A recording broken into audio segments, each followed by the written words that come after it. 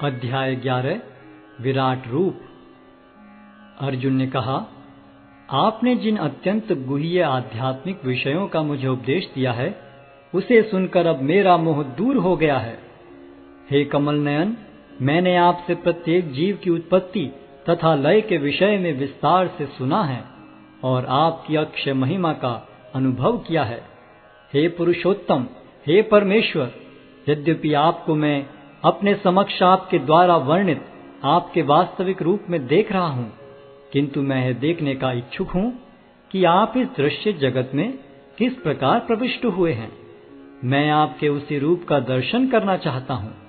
हे प्रभु, हे योगेश्वर, यदि आप सोचते हैं कि मैं आपके विश्व रूप को देखने में समर्थ हो सकता हूँ, तो कृपा करके मुझे अपना असीम विश्व रूप दिखलाइए।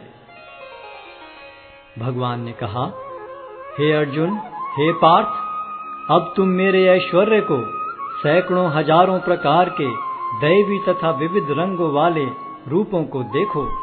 हे भारत, लो, तुम आदित्यों, वसुओं, रुद्रों, अश्विनी कुमारों तथा अन्य देवताओं के विभिन्न रूपों को यहाँ देखो।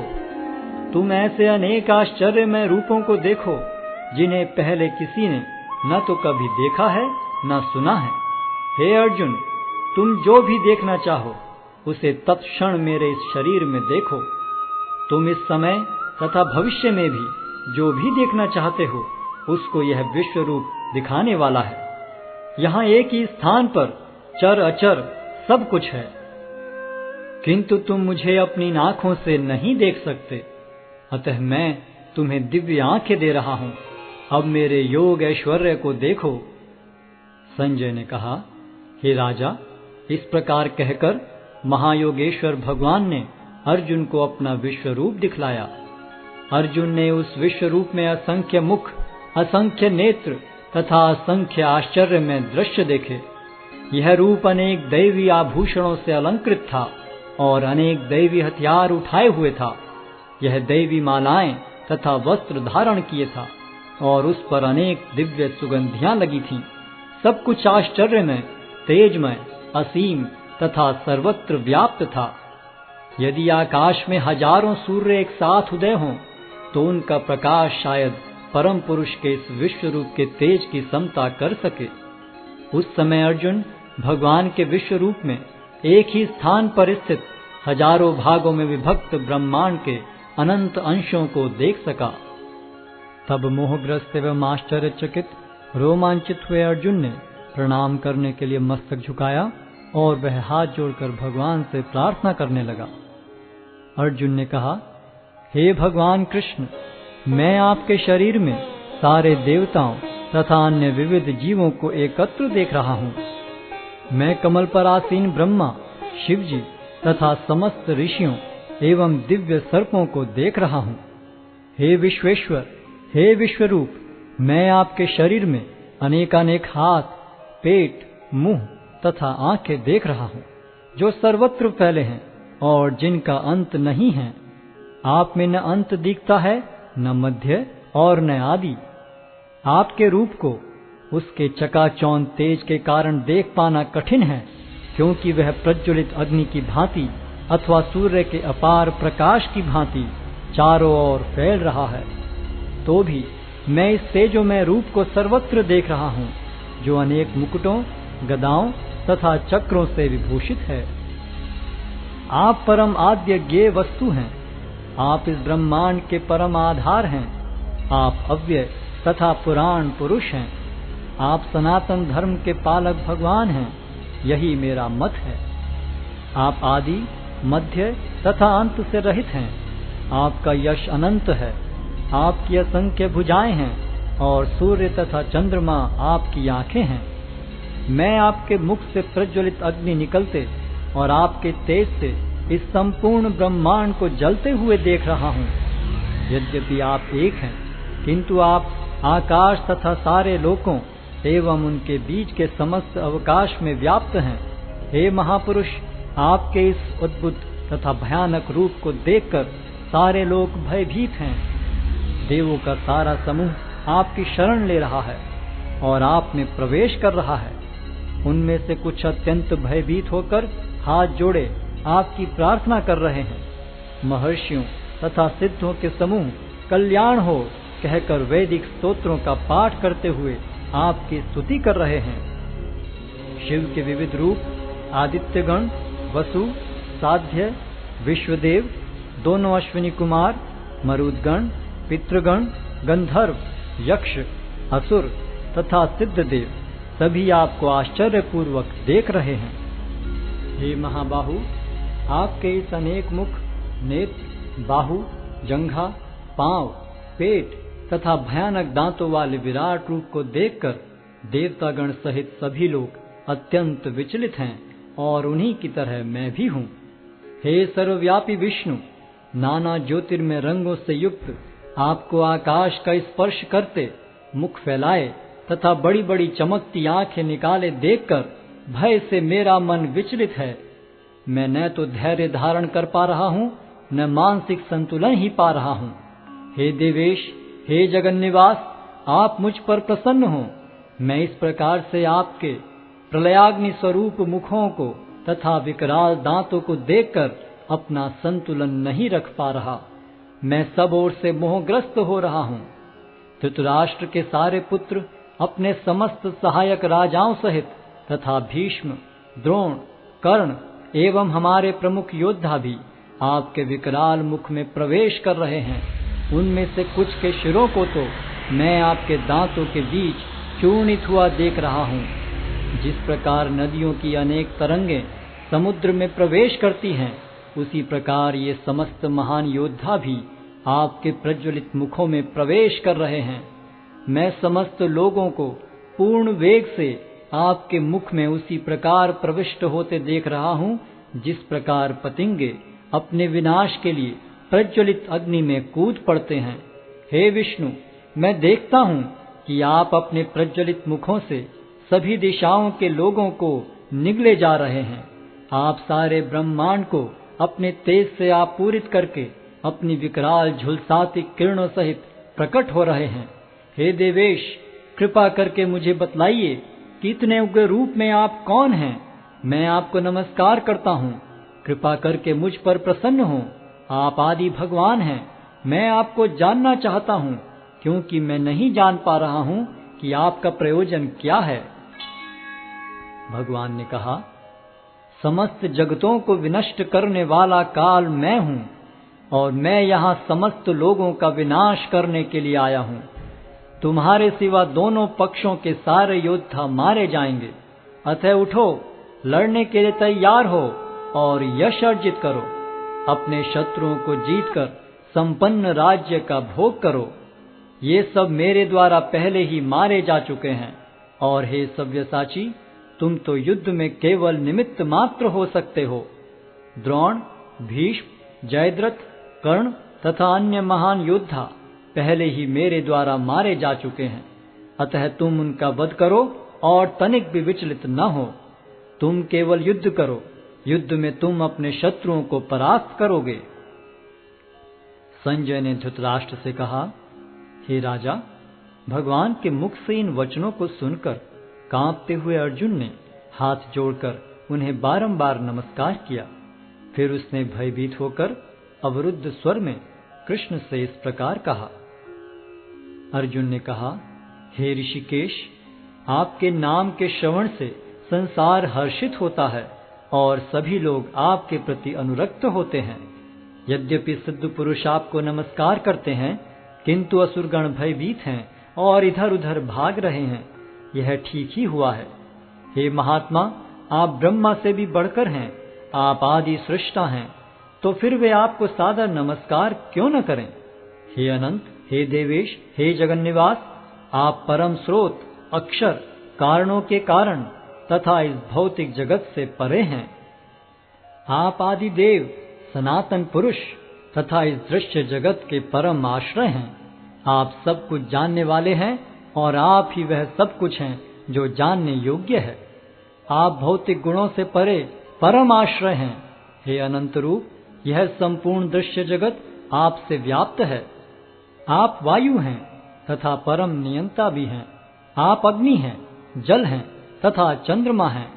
आप आदि जीव ब्रह्मा हैं और आप प्रपितामह हैं। अतः आपको 1000 बार नमस्कार है और पुनः पुनः नमस्कार है। आपको आगे पीछे तथा चारों ओर से नमस्कार है। हे असीम शक्ति, आप अनंत पराक्रम के स्वामी हैं। आप सर्वव्यापी हैं, अतः आप सब कुछ हैं।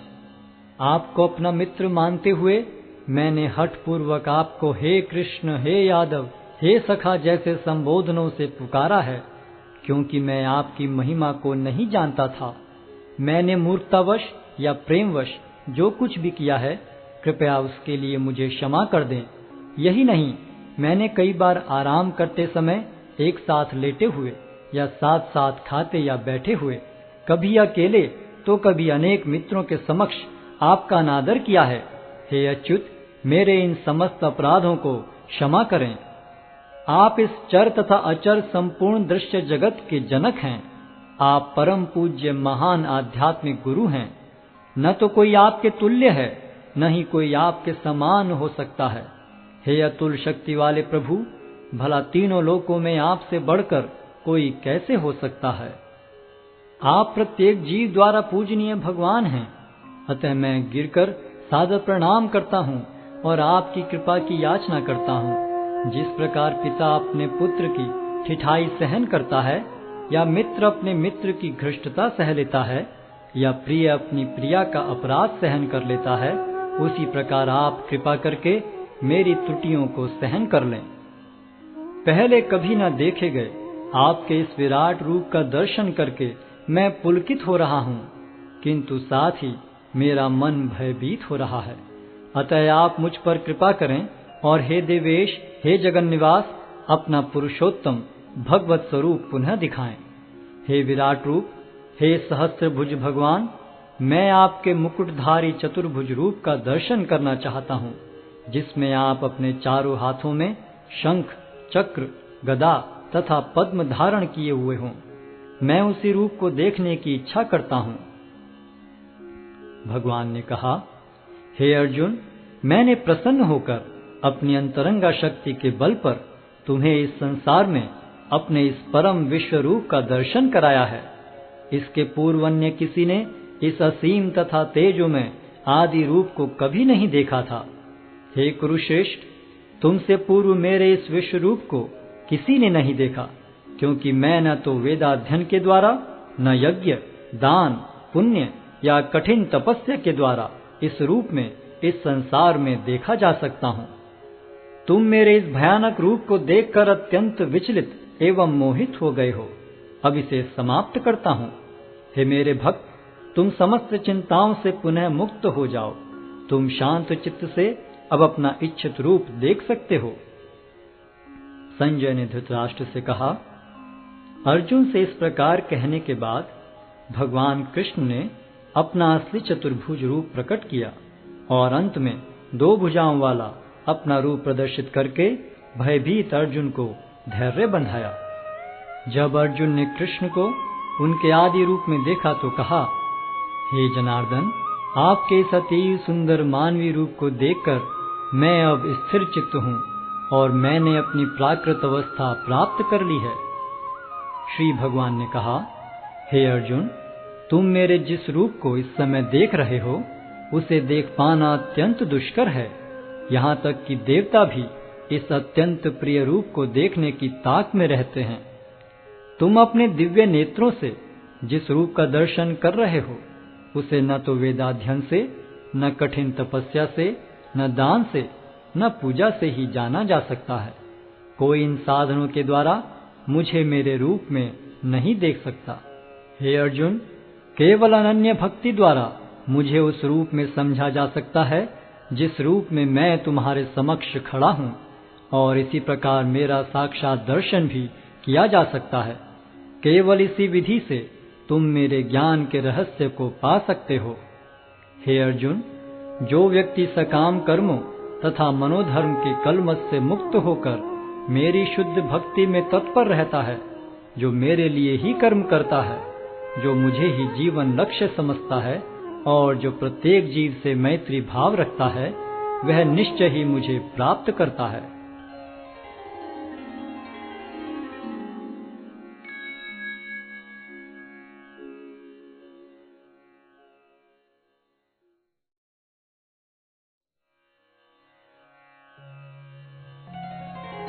अध्याय 12 भक्ति योग।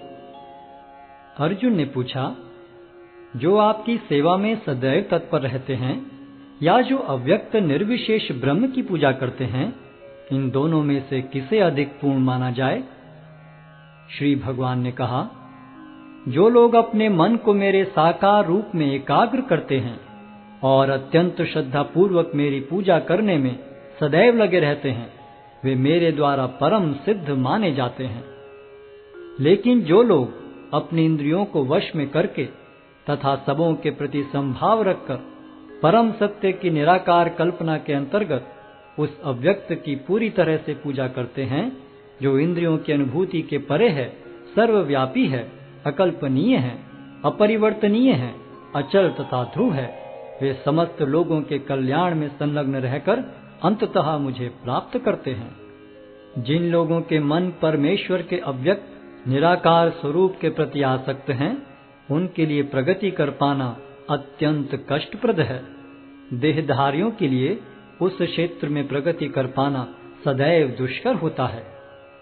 जो अपने सारे कार्यों को मुझ में अर्पित करके तथा अविचलित भाव से मेरी भक्ति करते हुए मेरी पूजा करते हैं और अपने चित्तों को मुझ पर स्थित करके निरंतर मेरा ध्यान करते हैं, उनके लिए हे पार्थ, मैं जन्म मृत्यु के सागर से शीघ्र उद्धार करने वाला हूँ। मुझ भगवान में अपने चित्त को स्थिर करो और अपनी सारी बुद्धि मुझ में लगाओ। इस प्रकार तुम निस्संदेह मुझ में सदैव वास करोगे। हे अर्जुन, हे धनंजय, यदि तुम अपने चित्त को विचल भाव से मुझ पर स्थिर नहीं कर सकते, तो तुम भक्ति योग के विधि विधानों का पालन करो। इस प्रकार तुम मुझे प्राप्त करने की चाह उत्पन्न करो। यदि तुम भक्ति योग के विधि विधानों का भी अभ्यास नहीं कर सकते, तो मेरे लिए कर्म करने का प्रयत्न करो, क्योंकि मेरे लिए कर्म करने से तुम पूर्ण अवस्था को प्राप्त होगे। किंतु यदि तुम मेरे इस भावनामृत में कर्म करने में असमर्थ हो, तो तुम अपने कर्म के समस्त फलों को त्याग कर कर्म करने का तथा आत्मस्थित होने का प्रयत्न करो। यदि तुम यह अभ्यास नहीं कर सकते, तो ज्ञान के अनुशीलन में लग जाओ। लेकिन ज्ञान से श्रेष्ठ ध्यान है और ध्यान से भी श्रेष्ठ है कर्म फलों का परित्याग, क्योंकि ऐसे त्याग से मनुष्य को मन शांति प्राप्त हो सकती है।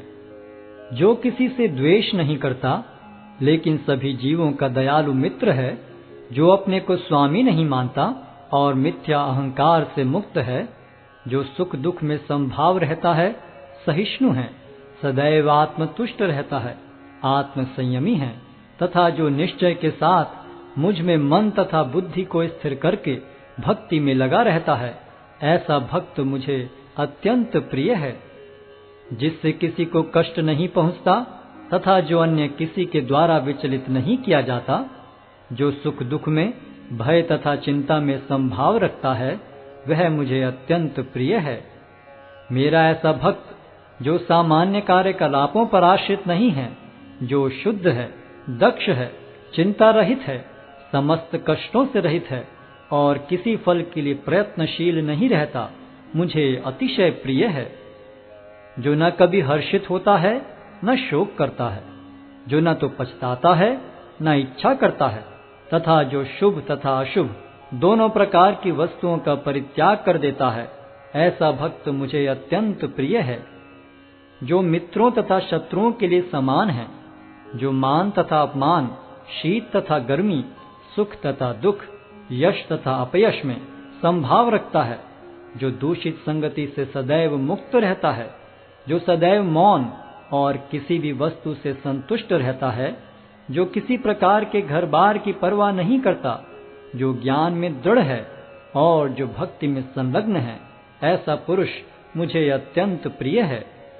जो इस भक्ति के अमर पथ का अनुसरण करते हैं और जो मुझे ही अपना चरम लक्ष्य बनाकर श्रद्धा सहित पूर्ण रूपेण संलग्न रहते हैं, वे भक्त मुझे अत्यधिक प्रिय हैं।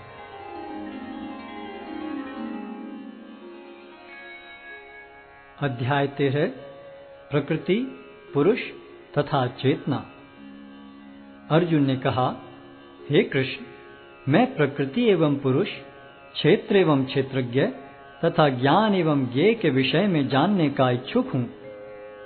श्री भगवान ने कहा, हे कुंती पुत्र, यह शरीर क्षेत्र कहलाता है और इस क्षेत्र को जानने वाला क्षेत्रज्ञ है।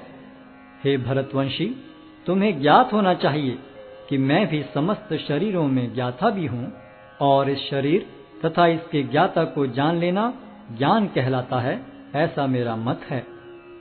अब तुम मुझसे यह सब संक्षेप में सुनो कि कर्म क्षेत्र क्या है, यह किस प्रकार बना है, इसमें क्या परिवर्तन होते हैं, यह कहाँ से उत्पन्न होता है, इस कर्म क्षेत्र को जानने वाला कौन है और उसके क्या प्रभाव हैं। विभिन्न वैदिक ग्रंथों में विभिन्न ऋषियों ने कार्यकलापों के क्षेत्र तथा उन कार्यकलापों के ज्ञाता के ज्ञान का वर्णन किया है। इसे विशेष रूप से वेदांत सूत्र में कार्य कारण के समस्त तर्क समेत प्रस्तुत किया गया है। पंच महाभूत, अहंकार, बुद्धि, अव्यक्त, 10 इंद्रियां तथा मन, 5 इंद्रिय विषय, इच्छा, द्वेष, सुख, दुख, संघात, जीवन के लक्षण तथा धैर्य, इन सब को संक्षेप में कर्म का क्षेत्र तथा उसकी अंतःक्रियाएं कहा जाता है।